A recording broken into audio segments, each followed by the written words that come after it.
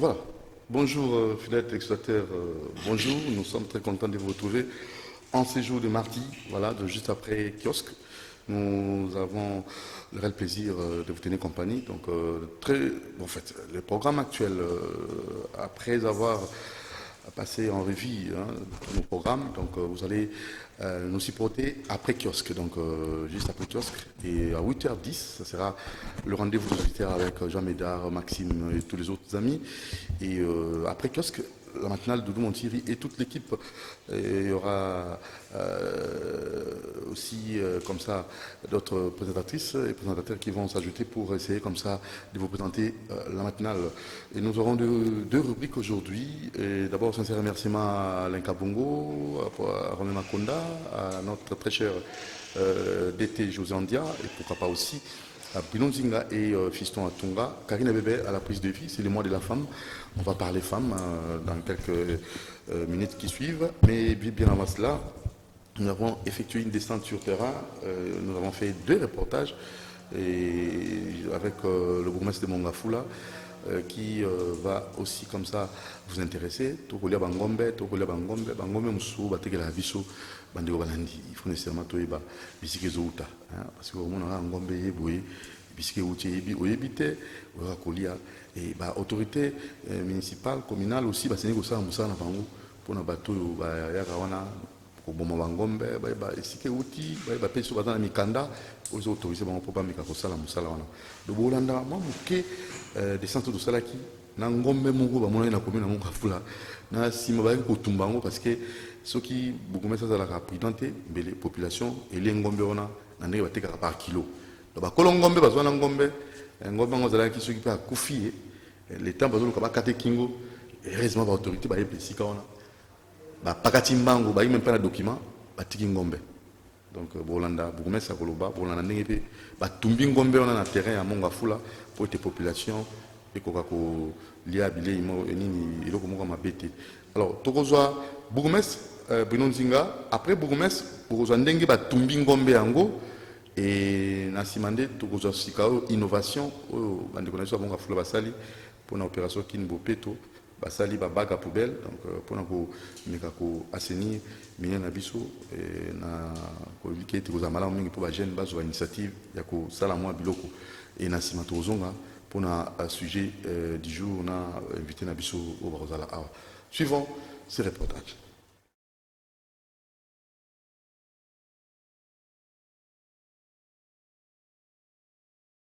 On ne fait pas concevoir la population de telles histoires. On a cadre skin pour peut-être on incinérer en haut, au monde yango yango na bibulu si on to si sango so que si les zike si la de tozu mabele to sipi. Ngombe ngo utu.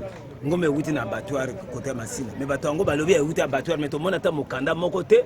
Eux la biso que ngombe ba soma yango na abattoir. Donc ba ngombe ba teka ngo. Oui, effectivement ba yo dépêcher ngo ba teka yango. Nous sommes dit non, on a été vigilants, nous sommes dit non. La Kinshasa n'a cadre à Kinshasa, on ne peut pas faire manger, consommer à la population telle viande. Ok. Pardon. Tout ça, nous en français. C'est bon.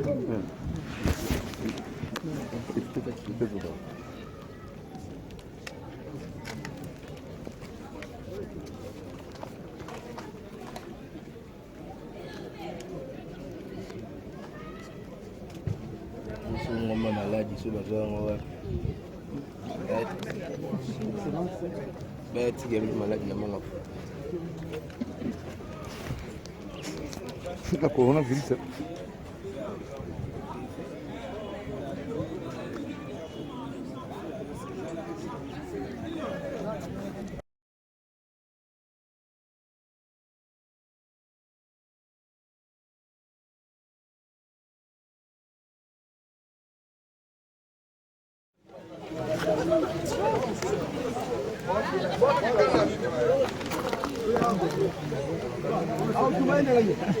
Allumez tango. Allumez tango. Et tu m'en donnes. Allumez. Allumez l'autre.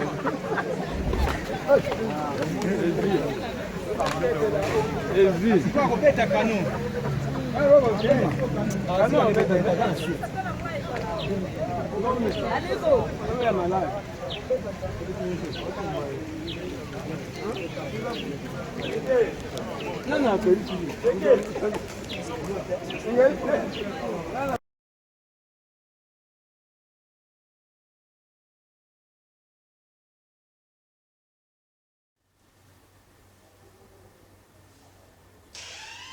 Voilà, alors, vous l'avez dit dans le Kébi, en tout cas, toute la population d'Abisso, parce que, au fait, ça va mobiliser l'ongo banité, excusez-nous, au fait, sa population bilé et l'ongo banité, il y a aux hommes mon solo, ou à côté d'un ngombe, c'est à Koufa, ou à côté d'Aïe. Pour battre balia. Ceux qui vont bien téléphone, c'est là qui était beaucoup mais c'est là qui présenté. Mais les verres, on par kilo. On appelle kilo $10. Il y a un gombo et il y a malamoté. On dit, à tout niveau, on a des documents à bino. On a dit que, pas qu'à timban, on va sunder une gombe. Vous savez, gombe, ça a coupé. Alors, peuple congolais, tous en a bolingo. Attends, ça, mon bongo. Kolinga mbongo, kolé kabande konote. Tout le monde a maman, moussa, côté kabita. Bita le pola. Hein, oh, tu n'as pas bien, bien. Les colonnes sont bien, maintenant, on a un peu de temps. Si on a un peu de taxi, ok, on a un peu de temps. Deux à bien, nous sommes pour là. On a malala, à l'époque, on a malala. Malala, à côté de malala, n'a pas bien à Kati. On a dit, banda est bien, mais on a pu se moupier. On a un gouba, on a pu se battre un gouba. Un gouba, c'est un peu, bakalinga kala. Et si, surtout la terrasse, tu vas mettre moi un copo. Il faut ici l'avant, à Tika bassin, il faut passer comme un vide pour à Kalingasika. Ce n'est pas normal. Donc, tout le monde a coupé sa peuple, il est de vanité. N'a pas dit, ouais, assainissement, tu as un belango, mon lobby, ou bien non, tout que nous avons sujet du jour, pas maté, tout ce qui est à c'était dans ma cambo, ou à ma maman, tout ça qui est important, c'est mi balai, mais au tango, puis ça met les bisous. Pour avoir respect de l'air, ma c'est qui n'a ngongate, fils de Tonga, ma c'est qui n'a ngongate binonzinga. Alors on a moyen de comment comme les bisous avoir de bienvenue en Simba dans Nansel, la maison de la prière c'était les ossements dans l'avenue Suisse 40 bis. Alors il faut nécessairement insister sur ces problèmes parce que l'alimentation, il y a peuple, ils allaient très capital. Pas que la maladie mususu pour la bandeko basenye ko sala ba contrôle, ba ko sala ndenge lo vanité et maintenant tu vas profiter, n'importe quoi. Il faut insister de tout mon tir dans le Camboyo pour les aller dans l'intérêt général. Alors, très rapidement, ça les tourne en régie pour le sujet du jour.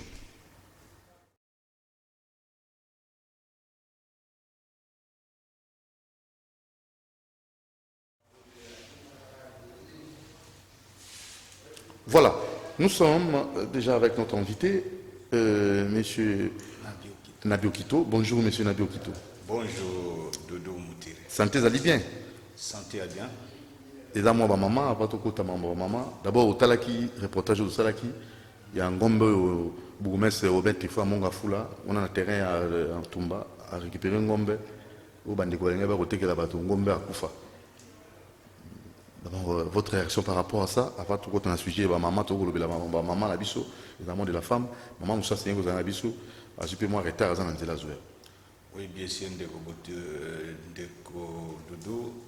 Oui, dit que le problème est en Gombete, Basoso Petozolia, Basoso, Bambisipe, Expiré, produits cosmétiques, toutes ces publicités qui se passent à la télé, aux vues, aux yeux de toutes nos autorités, où ils allaient sans hydroquinol, mais il y a l'hydroquinol à l'intérieur. Est-ce que normalement OCC ça contrôle la bilokwa? OCC. Est-ce que ça contrôle le ministère de la Santé? Est-ce que ça contrôle la bilokwa? Ils ont les canaux TV jour et nuit, mais il y a des produits et il y a des toxiques à l'intérieur. Et puis, et ça continue. Ce n'est pas seulement Ngombewana, papa. Makamboze Belé. Bilé, net loso bateka kawa losa makoma. Moi, je mange plus cette riz. Pour l'année. Pour le goût, si tu étais là, vous savez, nous, on aime plus le riz. Alors, loso na nakalezaki loso moi bien. Bah, c'est ce qu'il y a pirate. Il y a pas plastique. Alors, l'osso a soyé la ligne à zongo, n'a tongue comme rouge. Nous sommes en l'osso soyé la ligne à zongo comme rouge. Où sont les autorités? Bazouanan l'osso à ma coma, ils ont été comme asikoyo. N'a pas si battu au CC, Bozouanan ba l'osso à ma coma, ils ont été comme actuellement. Bossa l'examen à l'osso. Bon, mon a qui a l'osso à biente. Et ça, question d'alimentation, peuple, c'est un pangombe, mais aussi les médicaments dans les pharmacies. Il y a pirate qui sont dans les pharmacies. Qui est bien en Europe, en Allemagne, Bayer, les plus grands industriels pharmaceutiques du monde, c'est l'Allemagne. Les produits n'ont pas de nécessité pour la consommation au peuple congolais. Pourquoi ne pas signer des contrats avec les Indiens Bayer? En tout cas, belé, en tout cas, l'État toujours consommé, nao toujours pas qu'on tout les abasavons, nous c'est ça, il y a mabé. Quand se battait les mabatales, on appelle signe, bolta dans l'os ma coma, n'a pas produit cosmétique ou baltia, sans hydroquinol, sans hydroquinol, bolta la soquise en sans hydroquinol. Comme ça, vous punir batouana, c'est pas normal. Nos autorités sont là, pourquoi? Ou vous êtes compétents, vous démissionnez, c'est tout. Nous sommes obligés d'être au sala, ou continuer au sala. Non. Ça ne va pas. Démissionner. Incompétent. On te révoque, c'est tout. Parce que, moi, je dis, Doudou, depuis l'âge de 14 ans jusqu'à l'âge de Kisasawa, donc j'étais que dans le diaspora. Si tu regardes l'organisation ailleurs, et dans notre pays, mais le pays où on néglige comme un casse. Et si on il y a de l'organisation. Vous savez pourquoi on ne le respecte pas? Partout, on respecte les Congolais. Oui, bien. Vous avez un à Pamba. Et l'autre côté, vous avez déranger, vous avez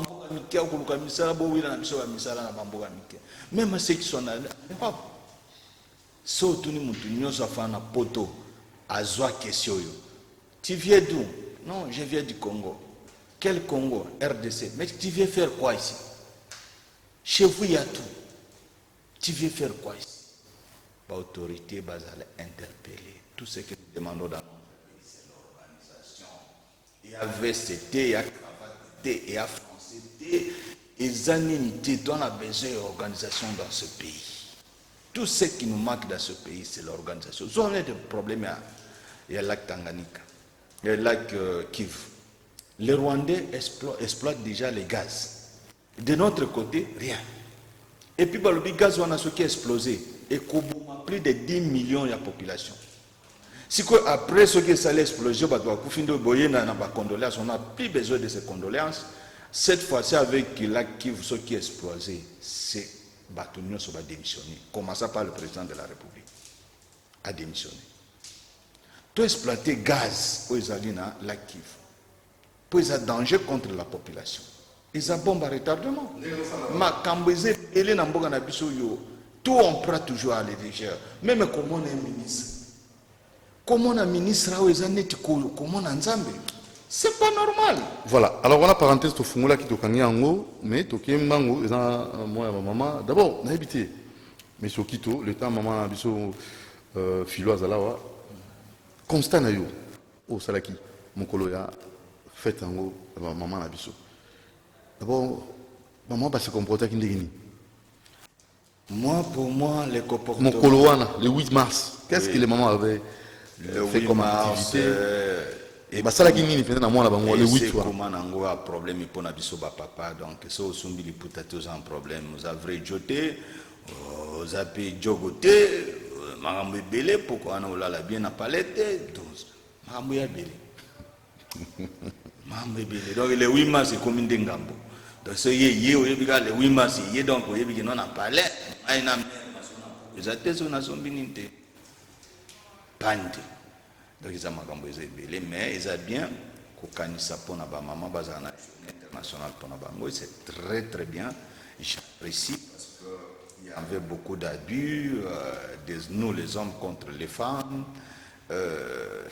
on abandonne toujours les femmes avec les enfants celles qui souffrent le maman mérite vraiment de l'hommage en tout cas les mamans coup de chapeau à travers tout le monde entier, les mamans à Congo, deux maman Congo baguerre, papa bakufa, banana baumsusu bakufa, maman tikali na shokwana, kolisa bakoko, au lieu que maman komi koko, ape mamé babomi papa ya banana ye, moi nanaye babomi atikali na bakoko. L'âge qui ne peut pas travailler, il est maintenant de travailler plus dur encore. On est à l'âge à troisième âge à repos. On a bamboga mususu comme à troisième âge travailler, on n'est pas travailler aux ans à salaire et à troisième âge. Mais n'amboga na biso na éviter ce qu'il y a l'amboga ni. Ba taxi amboga na biso est le plus cher du monde, ba tarmac est plus cher. Oui, on moto na $1000. Bon pesa bozo ba somba mikana na $500. Quel pays? Mais ce qui est commun à faire de l'année va présenter budget mec, hôteuse. Voilà, toké on a thème Oyo, donc la ministre Béatrice Lomea, thème national, Oyo Bato Banso, Baebi, les Congolaises et Congolais, lèvons-nous pour défendre les droits de la femme. Alors, Biso Banso Sengi côté élément pour nous défendre les droits de la maman. Alors, si on a évité, maman et moko, aza consciente dans les Cambouans, qu'elle a un droit, est-ce qu'elle est bien en haut? Il faut sensibiliser, il faut sensibiliser. Il y a beaucoup de femmes intellectuelles qui sont très nombreuses maintenant dans les institutions. Et vous avez déjà la possibilité, na moyen de sensibiliser la population sur ce problème. Maman, droit na bango. Les droits de l'homme aussi, parce que ce qu'on fait mal maintenant avec la démocratie, autre contraire contre la théocratie, là où Dieu a dit que l'homme soit le chef de la maison, le chef de famille, maman après les enfants. Mais maintenant, avec la démocratie, moi, nazali collé à maman, maman nazali collé à papa, papa nassé. On parle de la violence contre l'homme parce qu'on est au milieu de village. On parle plus de femmes, c'est bon parce que Balobi Baza va être faible. Qui vous a dit que les femmes sont des êtres faibles? Tant que maman qui pas vite à Télémaka, c'est égalité wapi. Tant que maman on aime à Téléma Lobi vengeance contre la mort de Patrice Emery Lumumba. La seule femme qui a figuré dans le dictionnaire, c'est maman, on est ma coco nangai, a utananda, qu'on a besoin de peuple baï baï. Tout n'a tout kota kombe, tout le kombe de maman, on est ma utananda, qu'on a Raphaël Kitajamba, donc mon père à moi. C'est dans notre maison que maman est ma ebana. Maman est ma sengaka égalité wapi pasal ou yasala. C'est la noirite, on a monaka les véritables, la 7 femmes du monde. Parce que plus que moi, j'ai roulé au bakès. Anouari Taza même plus que Marie. Marie a Botabana après Jésus-Christ. Mais Anouari Tina Liwantima Kufa Bongo. Vous comprenez? C'est Marie, pour n'aller pas discussion autonome. Marie. N'a pas polémique ou? Des polémiques. Vraiment les jeunes, attendez on a mis sur la montée. Marie Sokaza Kapinza fidèle Nanzam. Aninga Sukakana Jésus. Mabaye au Bota Jacques, Jérémie après Jésus au moins 4-5 enfants. Aza vierge ndeni oso aucune église catholique butu Moïse alika Maria la voilà tout qui n'est pas makamususu de toute façon bisoto semina ba maman eza que sozana même droit que l'homme. C'est ce que je voulais dire. Ozana même droit les mais on doit on sait là on le lingue quand tu dis même droit que l'homme et de maman na kata foyer ou azomo le roi neti mobile devant à mobilité pour bango sur bazan droit moko est-ce que comme ça impolitesse et ali petitesse on parle de il faut éclairer un peu maman na droit tozoloba wa égalité sur leur section professionnelle ya misala et ça tient na foyer c'est l'homme qui est chef. Il faut pas confondre les choses. Ndena mona ba foyer mususu ka j'étais en Afrique du Sud, je connais un ami à Montbré, précisément dans le quartier Montbré, là où j'habitais, j'en vais un ami qui lui prépare 3 jours, sa femme 3 jours. Pour l'égalité? Égalité. Or, vous comprenez que égalité, il faut qu'on sensibilise, qu'on explique. Égalité dans un foyer. Égalité dans la misala, nisika ba société na bébé. Tout allez voir. Kunande. Vous en maman Karine bébé. Voilà. Azala moi aussi. Voilà. Je vais ça mosala ici comme caméra woman. Mais tout ça beaucoup senté entre yé na Moonjambe na nani susa wa Bilonzinga na Fisto Atumba. Solaire et Zandini moko c'est ça on parle de l'égalité. Et puis quand on parle de violence faite à la femme. Oui. Nous devons les parler parce que les papa sont très violents contre leurs femmes. Mais quelque part aussi, la violence de la femme contre l'homme, on n'en parle pas aussi. Ça s'est fait comment? Biso tolingani na yo. Neti makambo wetu likawa ya vice-gouverneur à Bas-Congo. OK? Coup organisé contre un individu. Consentement tozaka na yo. Mendeni no côté kanga na télévision, na ba réseaux sociaux. Est-ce que ça violence faite contre l'homme? Il faut pas bilan mususu tolobela yango. Ça c'est une violence faite à l'homme. Et puis moi je suis très bien que non caméra zaki a face à porte na et puis atikeli porte pour les po caméraman azwa makambo. Vous comprenez? Oui. D'où dans ce moment-là nana sali violence contre l'autre. Dozo ata makambo a passé remier. C'était ma copine fiancée entre eux deux.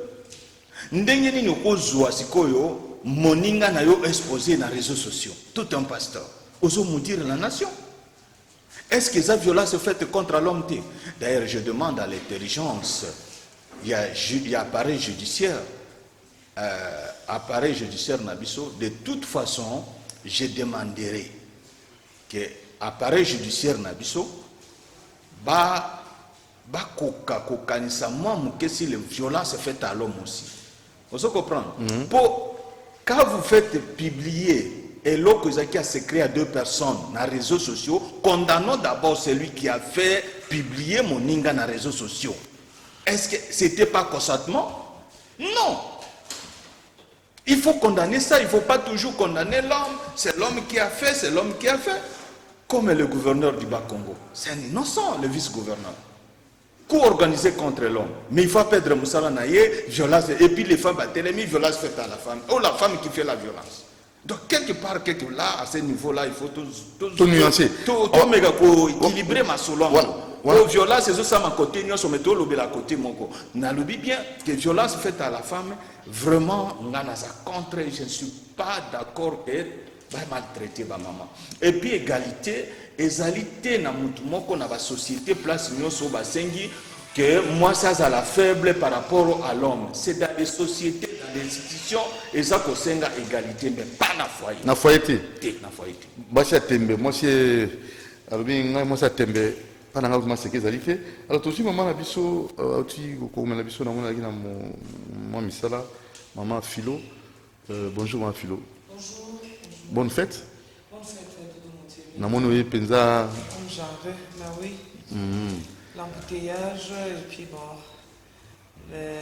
les phénomènes sauts des moutons. Ah, ça c'est compliqué. Mais maman la toujours bête c'était na moi na bino, hein. D'abord mon kolango, Isaac Leni, yo en tant que maman. Constant no salaki, est-ce que maman la biso ba fêter quand on est? Ouais, les mamans ont très bien fêté. Bah, c'était plus une fête mise sous le thème il y a réclamation des droits. Oui. J'aurais voulu qu'il y ait beaucoup d'ateliers par rapport à cette célébration. Oui. Mais nous nous sommes retrouvés là, Madame la ministre du Genre, ainsi que le Premier ministre, dans le stade de martyrs. Oui. Mais à voir les mamans, elles étaient contentes de savoir que c'est leur journée, de savoir que les hommes colonna bango, mais un petit regret, pardon, ils allaient que est-ce que Bazali concernait vraiment c'est que c'est la fête des femmes. Isani, pour la maman. Mais il faudrait Congolais Bakayango, voilà pourquoi dans la lobby il faut plus multiplier les ateliers pour faire comprendre justement à la femme le rôle de cette célébration de la journée du 8 mars. Parce que pour beaucoup de femmes, elles pensent que c'est le port du pain. Elles pensent que c'est le jour où la femme montre sa féminité. C'est le jour où l'homme doit aimer la femme. Donc la compréhension est à l'égalité. Or, justement, il faut tout ça l'atelier, il y a la maman, il y a la jeune fille, qui est mokolo oyo, normalement sur le plan mondial. Tous allez droit de la femme à l'avant-centre. c'est-à-dire koyeba que moi si asengeli ne eloko nini pe na tina nini pe mpona likambo nini. Voilà. Le temps que nous avons maman Nabiso, toqué par Nabi Okito, pour tout Koba na Metuna. Oui, donc Nabi Okito. Oui, maman Philo, madame Philo, tout le bas, j'ai moi mon bimba, nous avons un apport à pagne pour la compréhension, moi mon sous. De façon générale, quelques mamans, certaines mamans pensent que le mot de la femme ils ont un rapport à pagne. Alors, on a une rôle dans le moment, parce qu'on doit sensibiliser la femme. Éduquer une femme, c'est éduquer toute une nation. Toute une société. Je répète encore que ma maman, la femme, en général, ils allaient qu'au courage personnel. Courage personnel, on va aux angles de moi, on a botami nanda koyo, mes parents vont privilégier autant que ça va dans les bali, mes parents vont privilégier ça ban moi si déjà tendance que Alouka déjà mon bali, donc à Botami pour Kakabala. Ça c'est condamnable. Et n'habitez. Au besoin de ça, moi aussi, elle est là juste pour le mariage. Non. Doudou Boutir là c'est condamnable. S'il y a encore des papas qui sont encore dans ce genre de choses, que non, il faut seulement qu'autant que ça moi dans mon bali que moi si azo ça la erreur grave.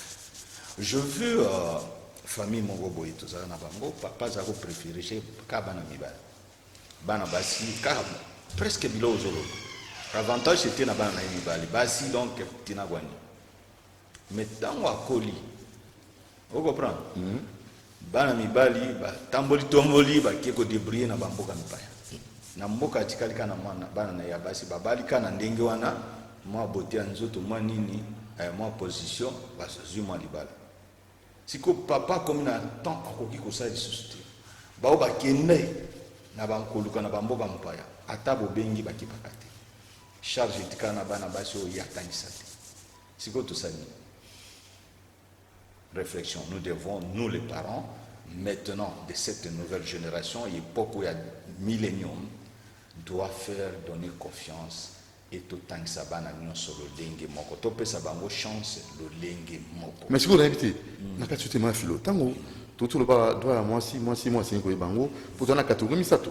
Il y a un moment où il y a une instruction, en fait, l'instruction, il y a une connaissance, et il y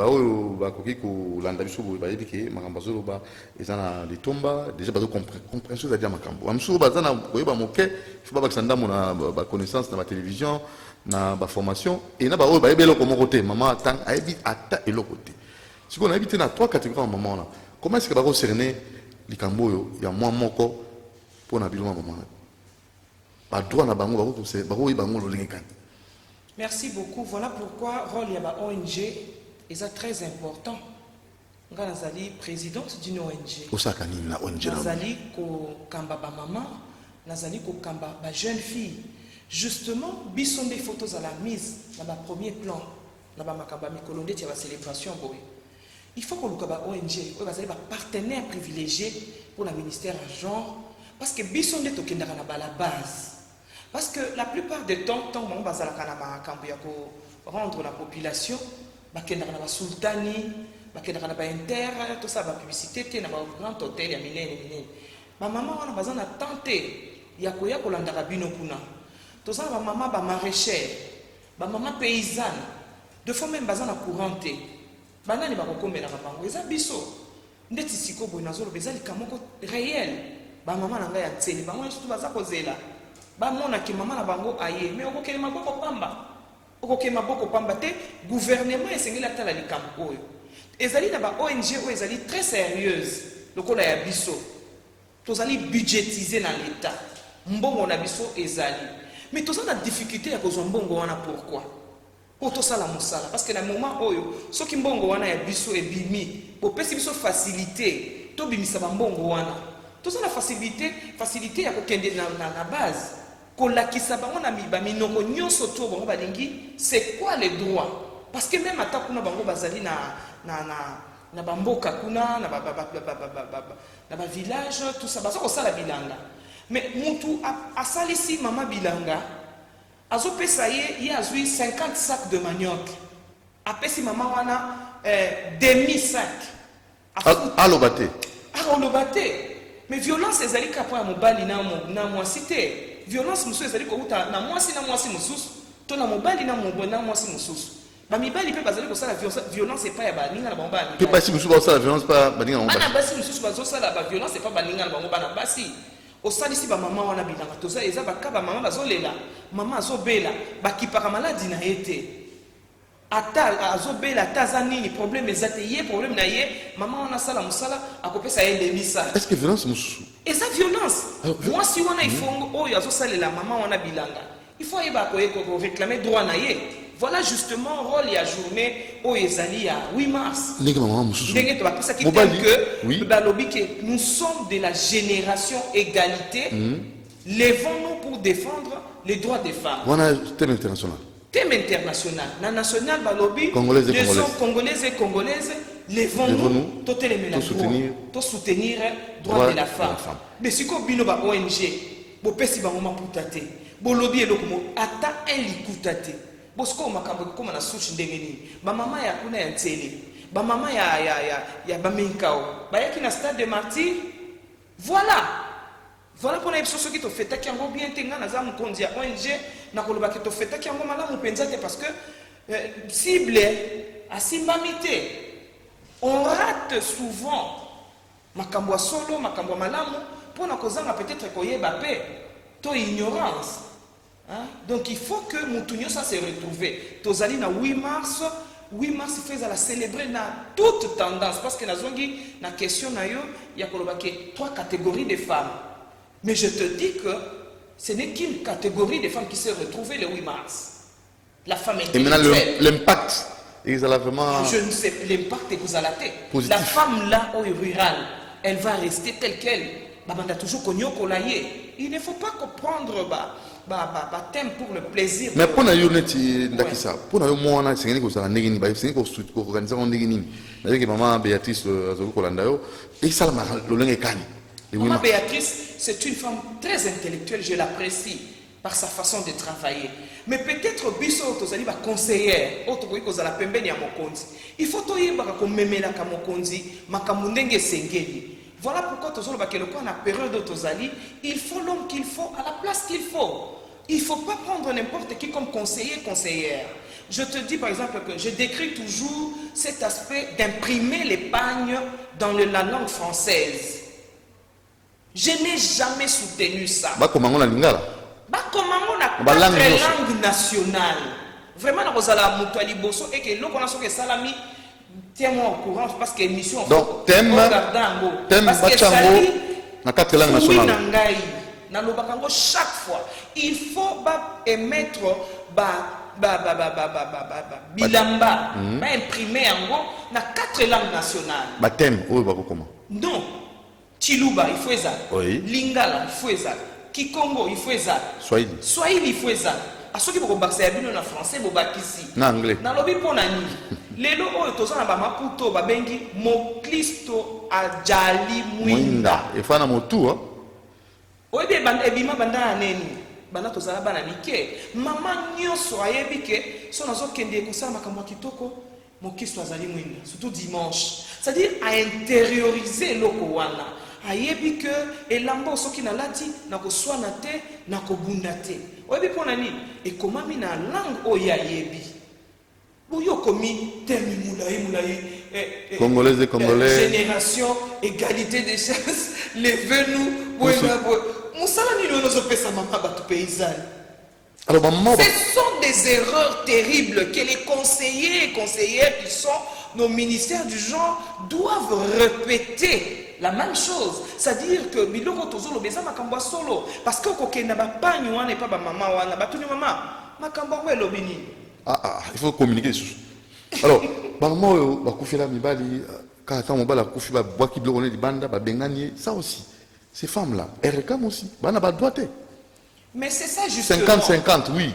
Mais c'est ça justement. Maintenant on bala kufi 50-50 tant vous faites ezali coordonnatrice na bango bopesi bango mbongo te papa tozwaka be mbongo ba papa to memaka na terrain tosungaka be l'état tango ekoki akipe ba ONG na ba pays oyo ezali très avancé bapesaka mosala mingi na baoyo bato ya terrain.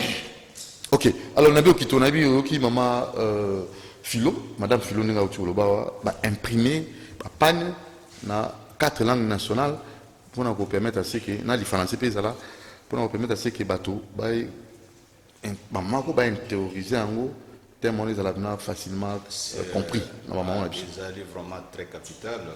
Je l'ai toujours parlé même ngai na lobaka.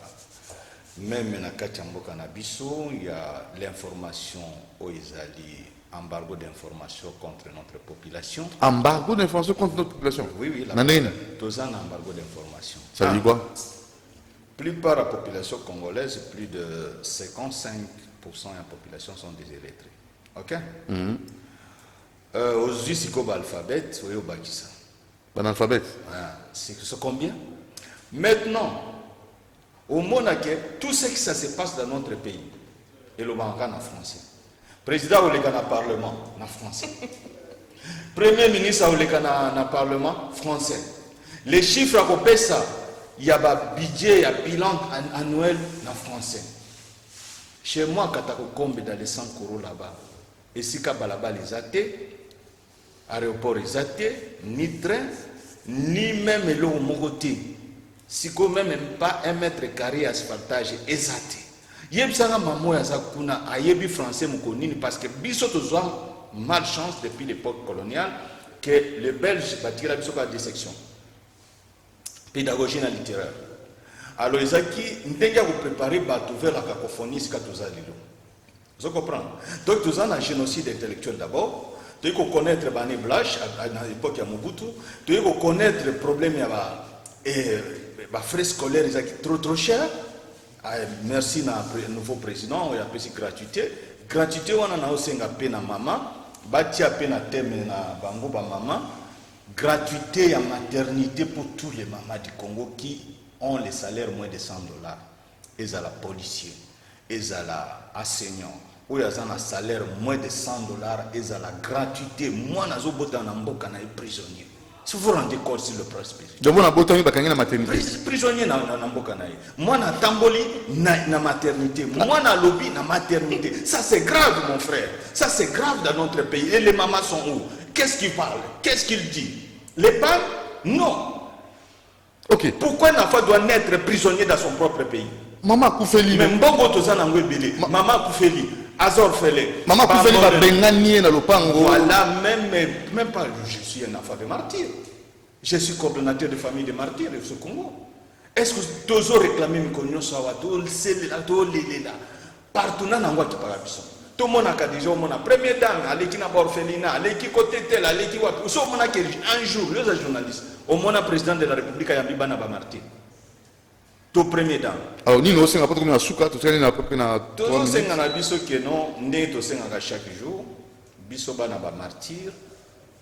Nanga ka volo ba martyr bana nuya ba mama o balandio ni ba mama c'est ko sala pour être moi au président et ça a un impact to bandi d'abord na ba femme veuve bana positif ba maman na bazo kufa na souci bana ba militaire ba blessé de guerre bana wana nyonso tozolo bila na sa coordinateur na ba ces maman souffre na otolanda na émission mo na TV quelque part ndenge maman moko ndeba depuis mon bac, il y a des papiers, il y a droit à un salaire, il y a 17 000 francs. L'état-major, il y a maman qui na TV, groupe de maman n'a pas qu'est-ce qu'on cherche au juste? Tout organiser parce que tout ce que les gens cherchent, oui, des années, n'a pas bon, n'a pas mal. Oh, Namboka na biso to créer ba au Niger maman na ngai. To créer ba au Maman Philo. Il y a construction de routes et de ponts et de logements sociaux et que ça la plus d'assez que parce que et l'autre to komi na banda ko ça na salaire à taille à $100 au cause où on a 3 chambres salon pendant 20 ans on futa malin même au confinement na continuer neza na baboka na mususu. Est-ce que to ko wela lisusu ko yiba mbongo à l'état pour motayebi que non, je suis ministre, j'ai droit, je peux avoir une maison même 2-3 parce que j'ai de l'argent. Mais si koyo nini bato ba wila ko yiba mbongo na caisse à l'été zali pona so ngapelo pa. Et puis to construire na lobanga ngo kala na RTNCD nous devons construire plus de 100 principaux nouvelles villes. 45 tout au long, il y a des frontières pour les villes stratégiques militaires. 53 na katikati ya mboka. Oh, les villes asiatiques. Kinshasa, c'est un auteur et à grandeur à Congo, mon frère. Lumumba à l'époque a dit qu'il faut construire capitale au centre du Congo. Il a vu là, si 2 ans à 1 km na frontière. Palais présidentiel à 1 km. Palais du peuple à 1 km. Bac national à 1 km. Surtout Bébana Congo Brazza. À moins du nord du tas, les pays intergouvernements. Non, passons. Voilà. Alors, créer un ONG, nga moko nazo créer, na ça créer na osenga ba to ba puyenga. ba bengo numéro ni. Bon. To pesa numéro. Peut-être la souka. Donc to créer un ONG, il y a ba logements sociaux, il y a ba route na ba. Pour faciliter les cambo tout mona mingi na kisa conflit à bandako. Merci beaucoup Kito. Nabi. Alors vraiment Nabi sur ma philo, on a habité Batubalandio, vraiment Balandio, de façon un peu moins synthèse, hein, nous avons posé un ONG, nous avons un financement. Peut-être vous avez un numéro de téléphone, ou vous Bengayo, Baiki ou Balandio. Numéro Nanga est 081 90 52 451. Bandela 081 90 52 451. Pour nous clôturer l'émission, nous avons tombé bon mois de la femme. Na sengi na ba o bazali ba décideur na biso ba yo kapenza kolela na biso parce que tout zali ba hommes et femmes il y a terrain et lo kwa liboso ba ONG ezalaka prise en compte na makambo ebele ezali te que tozali kolelela bino ko pesa biso makoki mais tozape déjà na makoki na biso o ezali ke budget à l'état et pesi biso esali biso confiance mais ba faciliter biso l'octroi c'est-à-dire ko zwambongo na biso ko tosalela musala. Et là, comme balé en tant que moi si, pour toujours le bateau, on a thème na biso ezali droit de la femme. Nazali ko senga na mokonzi ya ba mama. Aye ba que lelo oyo ba mama ebele surtout biso tozana bana ngaliema na mimoza kuna. Tozana wenzete. Pona ko kendo luka biloko kolia, il faut to kenda ka musika to kenda ka gambela. Ba mama mimoza bazo souffrir. Ba mama pompage bazana wenzete. Baza skoyo obligatoire ba ya ko vanda na balabala o bateka.